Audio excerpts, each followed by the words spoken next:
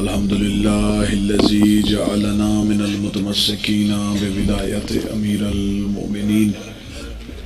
اللهم إياك نعبد وإياك نستعين.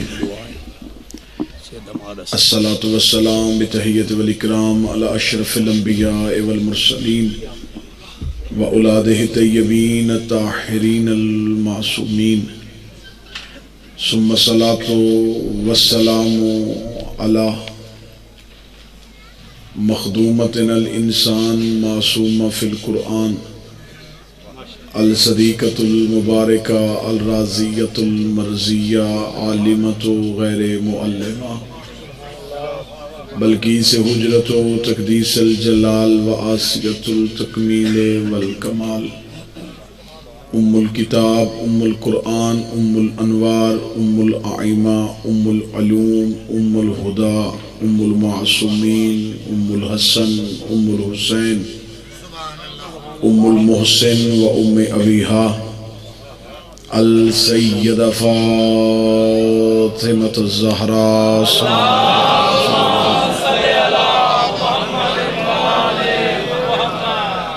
والصلاة والسلام على ابن الرسول و ابن امیر المؤمنین،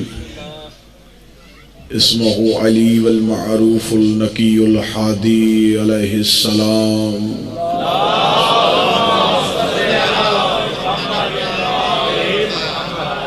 ولعن اللہ تعالی علی اعدائهم اجمعین. اما بعد فقد قال حق سبحانہ تعالی فی کتابہ المجید و فرقان الحمید. بسم اللہ الرحمن الرحیم. ثم ورثنا الکتاب الذین اصطفینا من عبادنا. بلند تر صلوات.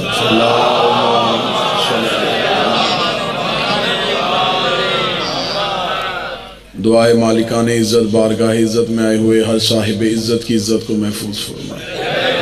میرے مالک جن مرحومین کے بلندی کے درجات کی یہ مجلس ہے، میرا مالک اس مجلس کا مکمل اجر ان کی ارواح تک پہنچائے، ان کے صغیرہ کبیرہ گناہ معاف فرمائے، انہیں قبر میں زیارت امیر نصیب فرمائے، بروز قیامت اٹھیں ایک ہاتھ میں قرآن دوسرے ہاتھ میں دامن اہل بیت نصیب فرمائے، لوائے الحمد کا سایہ نصیب فرمائے. ہمارا شمار سیدہ کے طرفداروں میں، امیر المومنین کے پیروکاروں میں، مولا شبیر کے عزاداروں میں سے فرمائے. موت کی ہچکی ہو زباں پہ ورد علی ولی اللہ جاری فرمائے. قبر کی پہلی رات ہو زیارت امیر نصیب فرمائے. قیامت کی صبح ہو شفاعت شبیر نصیب فرمائے. بارش کے ظہور میں تاجیل فرمائے. دعائیں قبولیت تک پہنچائیں. سہارا درود کا لیں بلند آواز سے صلوات.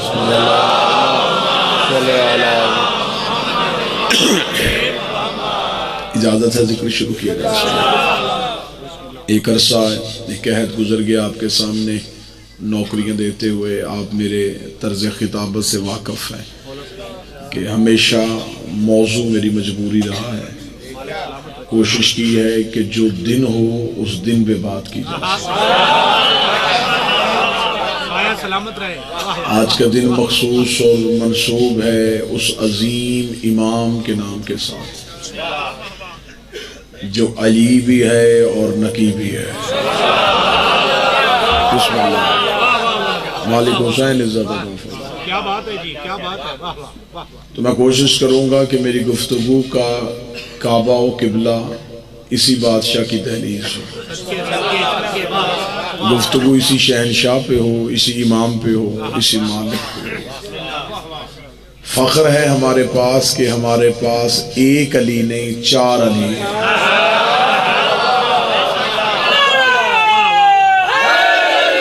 یا ہمارے پاس احمد بھائی صرف ایک علی نہیں، ہمارے پاس 4 علی ہیں. ہمارا پہلا علی ہے، ہمارا چوتھا علی ہے، ہمارا 8واں علی ہے، پھر یہ 10واں بھی علی ہے. 4 علی ہیں جو اللہ نے ہمیں عطا کیے. میرا نام آصف ہے تو یقیناً مجمع سے بھی کسی 1-2 بندوں کا نام میرے نام کے ساتھ ملتا ہوگا. باہر دروازے سے کوئی آصف کہے تو صرف میں نہیں دیکھوں گا، وہ بھی دیکھے گا جس کا نام مجھ سے ملتا ہے. یہی تو لطف ہے، ہم پکارتے ایک علی کو ہے. مولا حسین عزت عطا فرمائے.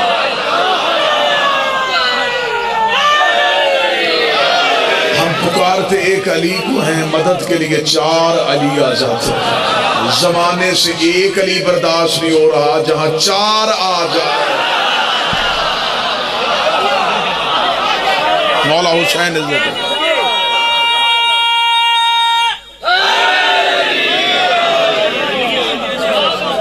متوجہ صاحب، بڑی خوبصورت سطر اس امام کی بارگاہ میں پہلی ہدیہ کرنے لگا ہوں، بڑی خوبصورت سطر، اور یقیناً مجھے اس سطر کی گہرائی پہ جعفر صاحب جانے کی ضرورت نہیں پڑے گی، مجھے کھولنے نہیں پڑے گی، سطر خود اتنی کھلی ہوئی ہے کہ اس کے بعد اس کی مزید وضاحت کی ضرورت نہیں ہوگی۔ صدقے صدقے اس علی سے پہلے بھی محمد ہے۔ مولا حسین عزت عطا فرمائے، بادشاہ آپ کی معرفت کو سلامت رکھے، آقا زادی آپ کو ہمیشہ ایسا عرفان عطا فرمائے۔ اس علی سے پہلے بھی محمد ہے، اس علی سے پہلے بھی محمد، اور ویسے بھی ہر محمد کے بعد ایک علی ہونا چاہیے۔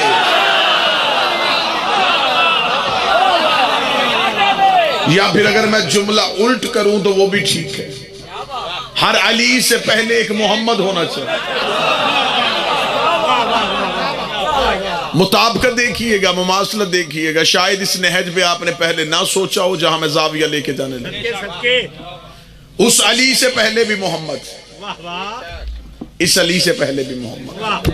میں نے پہلے کا گفتگو صرف موضوع پہ ہوگی، اگر 40-45 منٹ وقت گزارنا مقصد ہوتا تو ہر خطیب کے پاس ایسے کئی چیزیں موجود ہوتی ہیں کہ وہ اپنی 40 منٹ کی مجلس کو سجا سکتا ہے، لیکن میرے ہم مجلس کی قبولیت پبلک کا زیادہ شور کرنا نہیں، لوگوں کا گفتگو کے نتیجے تک پہنچنا۔ جس دن میری قوم نے معیار اس چیز کو بنا لیا، اس دن مجالس کا تسلسل ہی اور ہو جائے گا، کیونکہ ہمارے بعد بھی، ہم بھی کسی کے بعد آئے ہیں، ہمارے بعد بھی کئی آنے والے، ہر پیچھے سے آنے والا اپنے آنے والے کو اس کی پیروی کرتا ہے۔ اگر ہم مجالس کا معیار یہ بنا لیں گے کہ پبلک کا زیادہ شور، داد و تحسین یہ مجلس کی قبولیت کی علامت ہوتی ہے، تو پھر میرا خیال ہے کہ ہم یہ نہیں سمجھتے کہ ملائکہ بھی مجلس میں ہے، روحیں بھی مجلس میں ہیں، انبیاء بھی مجلس میں ہیں، لہٰذا مجلس کی قبولیت یہ ہے کہ کوئی ایسی بات مجلس میں آپ کے پاس آئے جو اس سے پہلے نہیں تھی۔ یہ ہے مجلس سے شبیر کے تحفوں میں سے ایک تحفہ۔ میں نے سطر کہی، آپ نے بڑا اچھا استقبال کیا۔ میں نے کہا کہ اس علی سے پہلے بھی محمد، اس علی سے پہلے بھی محمد۔ جتنا اچھا استقبال کیا، اس کے بعد میں آپ سے کہوں گا نہیں کہ آپ توجہ کریں، اگلی سطر بھی آپ ہی کا حق بنتا ہے، آپ ہی کو کہنی چاہیے۔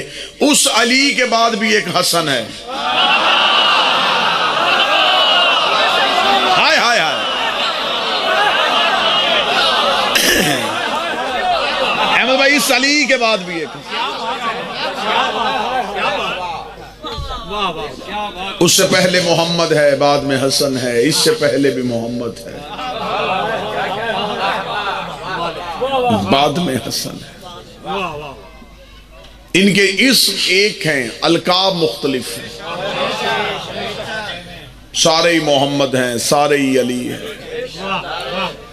پھر اگر دنیا میں کوئی بندہ اس مشکل لفظوں کو نہیں سمجھ سکا تو اس سے اچھا معرفت سے بھرا ہوا اور عشق سے لبریز سطر میری خطابت کی تاریخ میں اس موضوع کے ساتھ منسلک ہے ہی نہیں۔ کیا کہنے میرے بادشاہ علی نکی تیری عزت کے، جس کا دادا حیدر ہے پوتا قائم ہے۔ مولا حسین عزت عطا فرمائے۔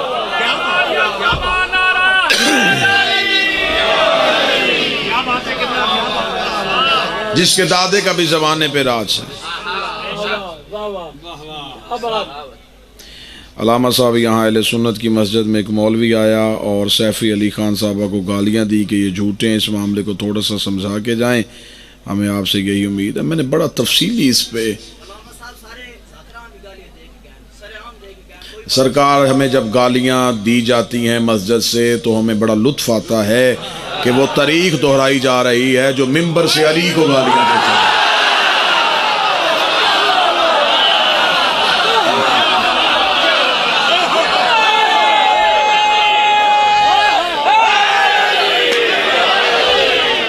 اپنے مرشدوں کی سنت پہ عمل کر رہے ہیں، ہم اپنے رہبروں کی سنت پہ عمل کر رہے ہیں۔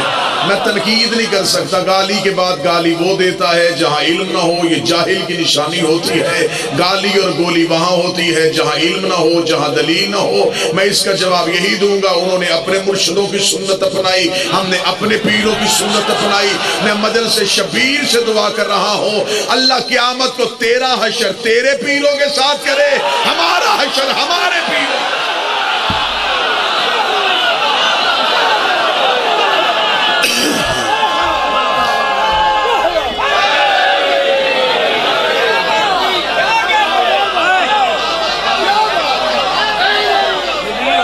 مذہب آل محمد میں گالی دینا شیوا ہے ہی نہیں۔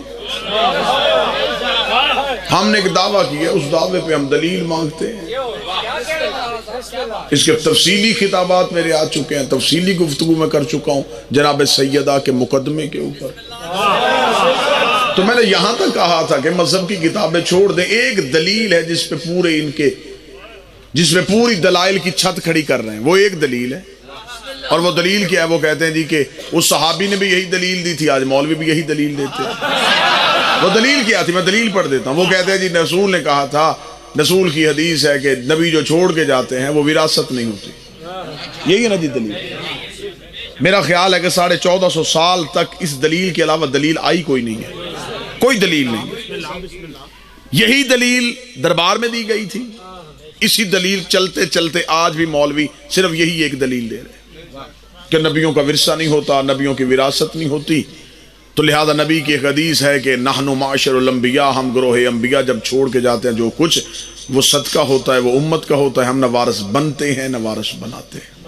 یہ ایک دلیل ہے جس پہ انہوں نے پورے مذہب کی چھت کھڑی کی ہوئی ہے۔ میں نے بادشاہ حسین سے طاقت اور خیرات مانگنے، میں نے اس دلیل کا جواب نہیں دیا، اس دلیل کی کمر توڑ دی۔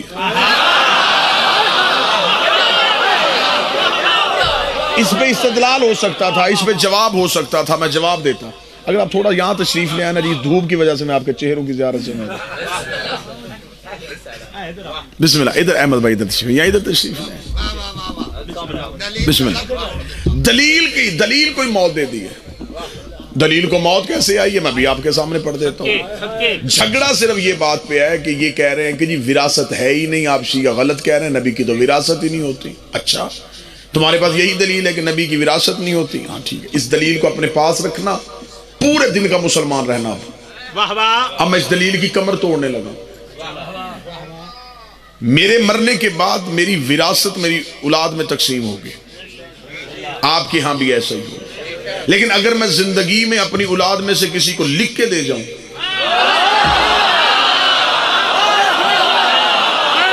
تو وہ وراثت نہیں ہوتی، وہ ملکیت ہوتی ہے۔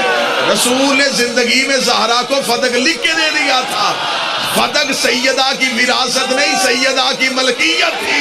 حاکم نے نبی کی وراثت میں قبضہ نہیں کیا، زہرا کی ملکیت میں قبضہ کیا۔